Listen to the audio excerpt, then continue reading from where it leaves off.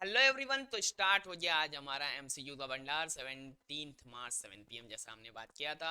आपका बाकी exam I hope बहुत बढ़िया हुआ होगा और अब मैथ्स अच्छा हो जाए, इसको हम मेक श्योर करेंगे। यहाँ पे 20 आउट ऑफ 20 के लिए हम पूरा एमसीक्यू सीखेंगे। और देखो, बस एमसीक्यू ही नहीं, ये कॉन्सेप्ट भी तो सीखते जाओगे तो आपको सब्जेक्टिव में भी काम आने वाला है। जो मेट्रिक बताऊंगा, फॉर्मूलाज भी उसके साथ साथ बताता चलूंगा। ठीक है, ज्यादा से ज्यादा इसको अपने को ज्यादा ना शेयर कर देना। चलो स्टार्ट कर देते हैं बिना टाइम वेस्ट के। तो पहला, आज जो पहला पार्ट, जो पहला वीडियो, उसमें हम क्या देखने वाले हैं, रियल नंबर है और उसके साथ साथ simultaneous linear equation in two variables भी है।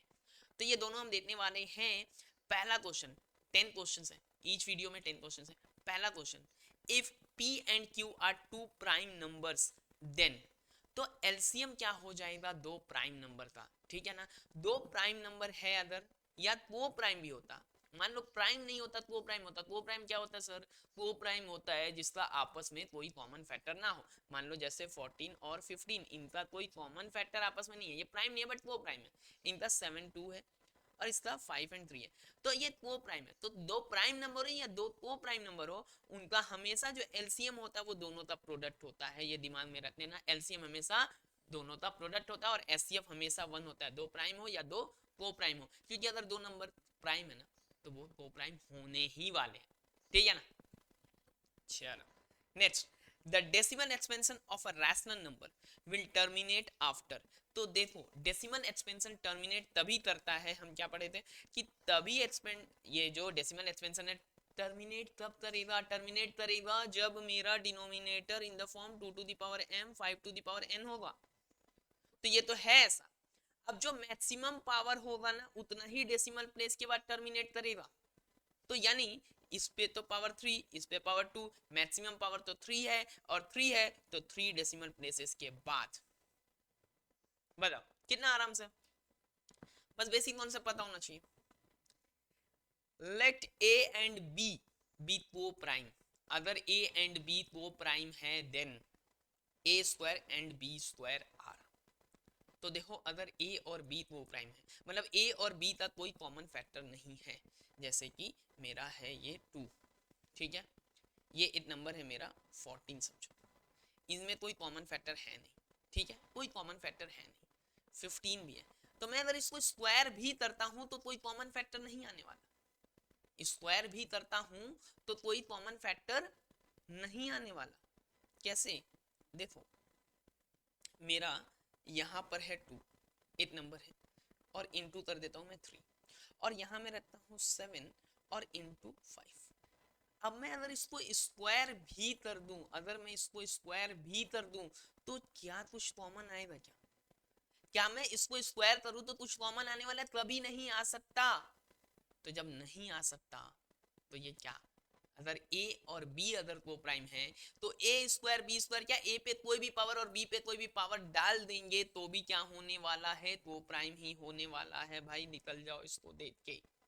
ठीक है, now the SCF of two numbers 26 and 91 is 13, then LCM is, तो हमेशा याद रखो, LCM into SCF of any two number is equal to the product of two number.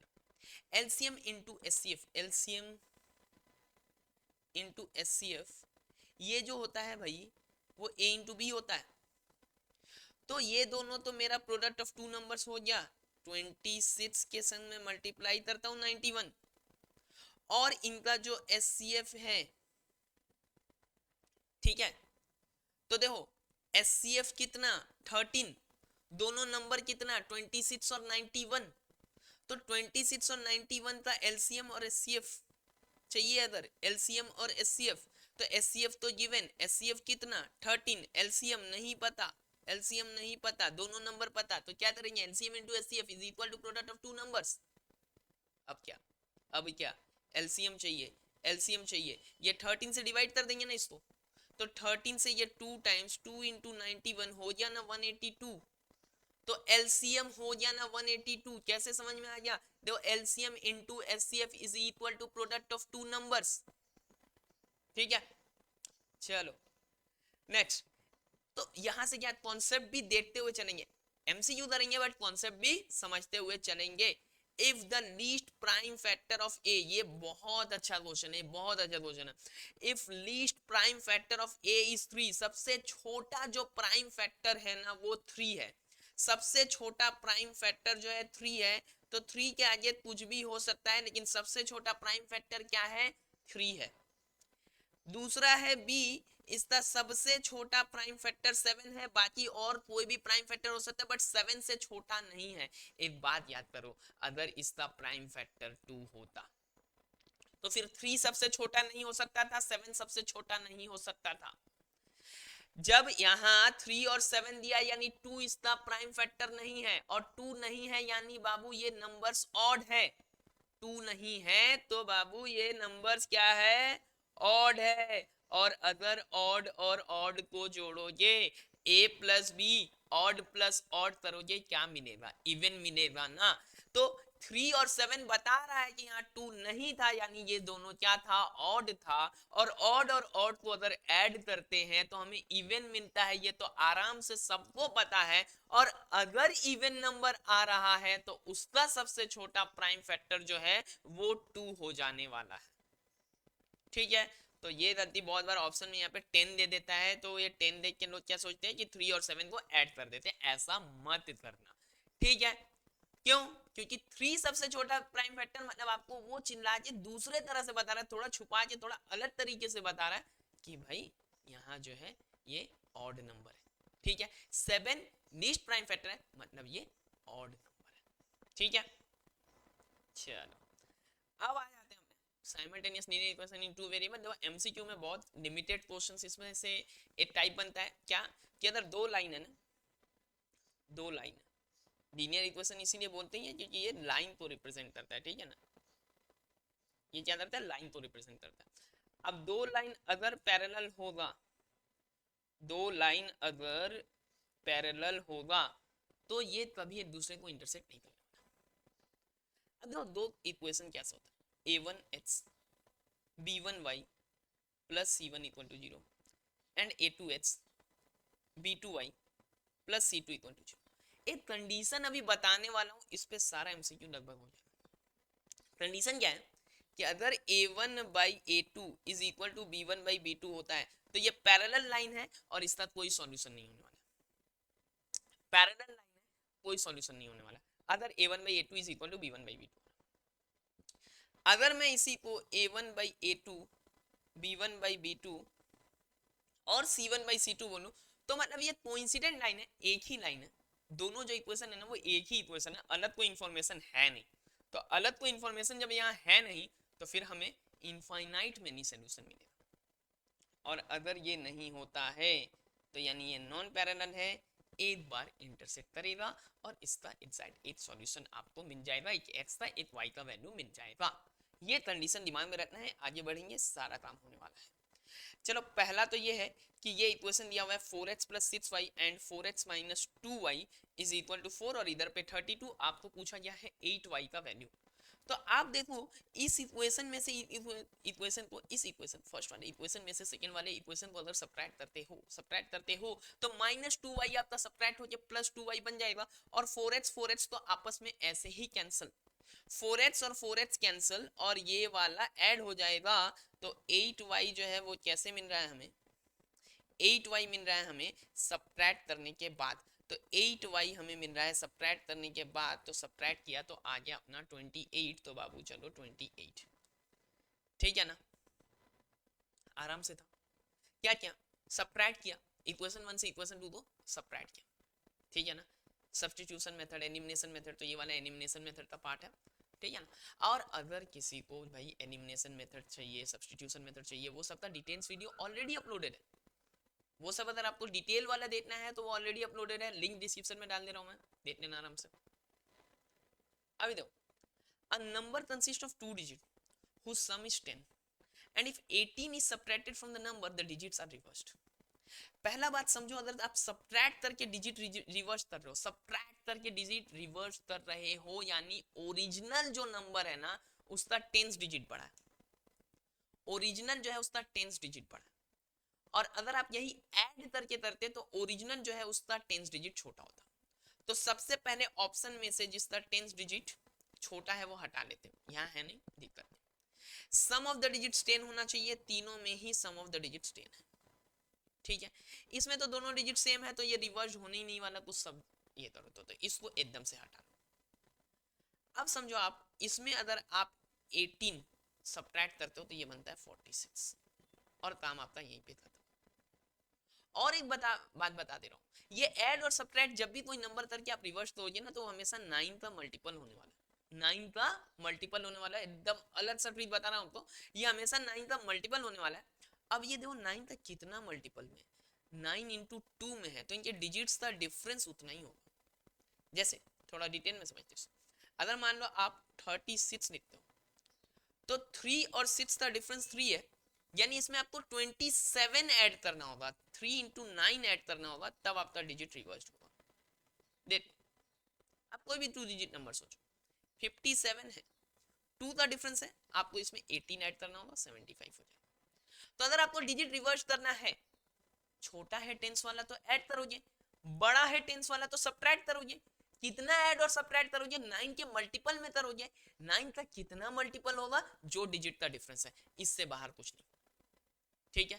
क्या दिमाग में रखना है, टेंस डिजिट अगर छोटा है तो ऐड करना है, टेंस डिजिट बड़ा है तो सब्ट्रैक्ट करना है। क्या ऐड और सब्ट्रैक्ट करना है, 9 का मल्टीपल, 9 का कितना मल्टीपल जो है अपने डिजिट का डिफरेंस, बात खत्म, समझ में आया। Now graphically the pairs of the equation, जो हम लोग स्टार्टिंग में बात कर रहे थे, तो देखो भाई एग्जैक्टली 1 पॉइंट पे कटे, 2 पॉइंट तो भूल ही जाओ, तभी भी स्ट्रेट लाइन 2 पॉइंट्स पे नहीं काटने वाला, तो ये ऑप्शन ऐसे ही हटा देना, क्योंकि स्ट्रेट लाइन का ये इक्वेशन है और स्ट्रेट लाइन कभी भी 2 पॉइंट पे नहीं काटे, एक ही पॉइंट पे काटे, अगर काटा तो।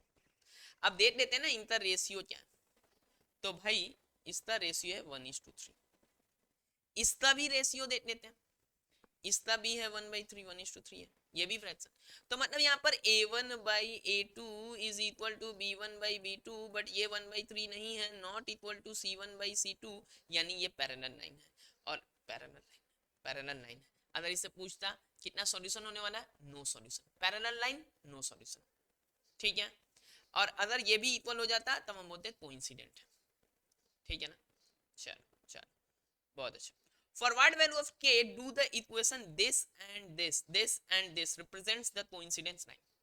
Coincident line ये बनाएगा मतलब 3/6, बस कोफिशिएंट को देखो, -1 और -k, और यहाँ एक बात ध्यान, इस माइनस को पहले इधर लाओ, c लेफ्ट साइड में था तो ये +16 होने वाला, इक्वल टू 0 लिखोगे, मतलब इक्वेशन को ऐसे नहीं हो जाए 6x minus ky plus 16 equal to 0। 10 to 15 minutes लगने वाला है हर वीडियो में, ठीक है ना, और कवर कर लेंगे हम लोग, तो उसका टेंशन नहीं।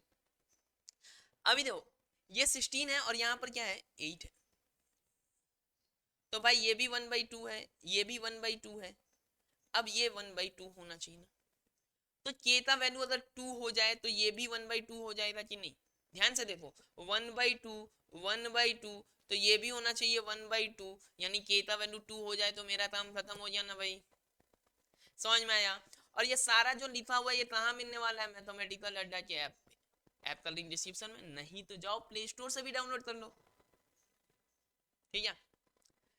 The value of k for which the pair of linear equation this and this represents the parallel line, parallel line करना है तो भाई 4/2 is equal to 6/-k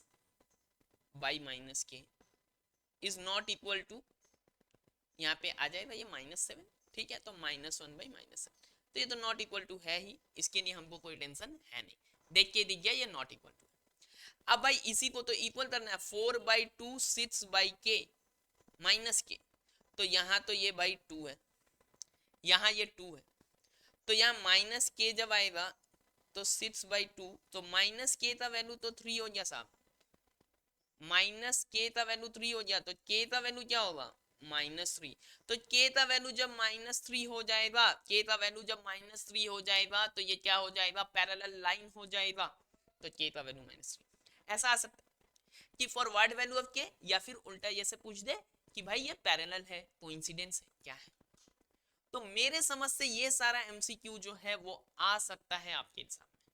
इस टाइप का नंबर्स हो सकता है चेंज कर दे, ये टाइप्स आपका आ सकता है। चलो अब इसके बाद जाएंगे हम देखेंगे नेक्स्ट वाला 10 क्वेश्चन, ठीक है ना। आज पूरा क्या 5 वीडियो देखना है अपने को, पूरा 50 क्वेश्चन आज और 50 क्वेश्चन कल, पूरा 100 क्वेश्चन, पूरा एमसीक्यू का भंडार। वीडियो अच्छा लगा ना तो लाइक करो, ठीक है ना, और ज्यादा से ज्यादा लोगों को शेयर करो। काम कर लीजिए चैनल तो सब्सक्राइब करना, वरना मत करना, लेकिन ज्यादा से ज्यादा लोगों को शेयर कर दो। चलो चलते फिर नेक्स्ट वीडियो में, थैंक यू।